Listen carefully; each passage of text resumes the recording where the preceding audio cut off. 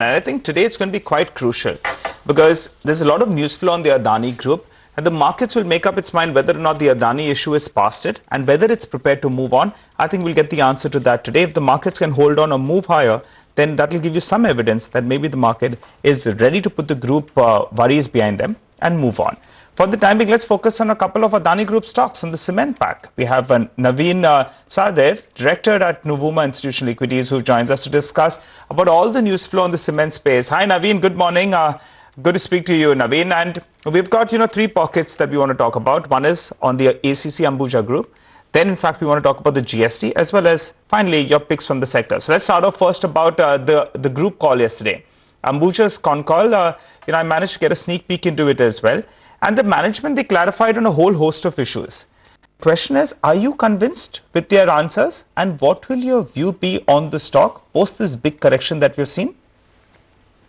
So operationally, both ACC and Ambuja, I think, have given a remarkable performance. In just a span of a quarter, they have managed to reduce the freight cost significantly. All the things which initially we were or the street was ascribing to once these two companies come under the fold of Adani, be it the volume momentum, be it the cost rationalization across. It's not just fuel or logistics. In fact, on the earnings call, the management said that there's no stopping here. They are looking to further intensify the efficiency enhancement measures.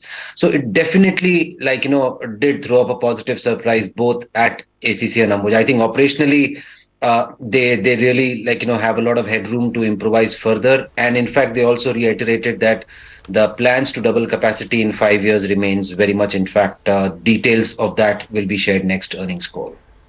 So what is your view on the stock now? With a long-term horizon, do you think the stocks ACC and Ambuja become good buys at this price? Is the risk-reward favorable? So definitely there is value in these stocks if you were to take a slightly longish view, because consistent volume growth and a combination of huge cost rationalization is not something that you are having many options at least in the cement space as such. So definitely, having seen the kind of correction we already have, definitely there is value on the stock, despite assuming lower valuation multiples. Also, I'm sure there is value to be seen from a 1 year or a medium to long term perspective. Okay, but Navin, let's turn the question around. Everyone was talking about re-rating of both these two stocks, but now since the group is in a bit of a tizzy, would it be better to go with the big boy out there, UltraTech Cement, large capacity, volumes will come out there, cost saving for the industry as well, and the market leader? Or what's your choice between the toss-up between both these two? So let's put it this way. If Adani as a group continues to focus on volume maximization, as in huge capacity growth, the kind they are talking, there are other large companies, be it Dalmia or other companies like Shree, who are also focusing on giving huge capacity targets, 3 year, be it 3 years, 5 years. So in that kind of environment, overall cement space per se, the demand supply is not going to be very balanced. That's point number one.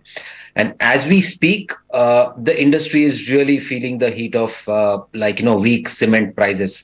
As such, it's even safe to say that the industry does not have any pricing power demonstrated in the last several quarters. So in that light, I don't see UltraTech to be a really a great option. Of course, it's a great company, but from the overall sector perspective, I still think there is caution to be advised. Purely from the weak pricing power. Demand, everybody is convinced cost is going down, but commodity business, you need pricing power. There's no pricing power.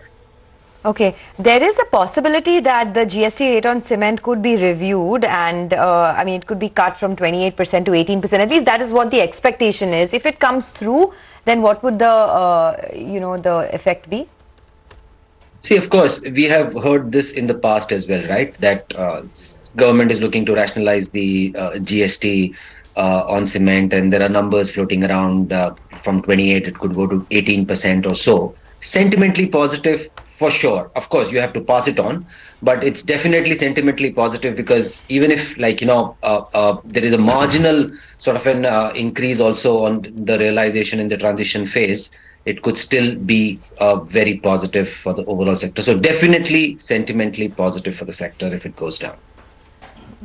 Okay, all right. We will leave it at that. Thanks a lot for joining in and giving us a quick take on the cement space. So that's what's happening within cement. But let's get back to the markets now, because in pre-opening, the rates have settled absolutely flat.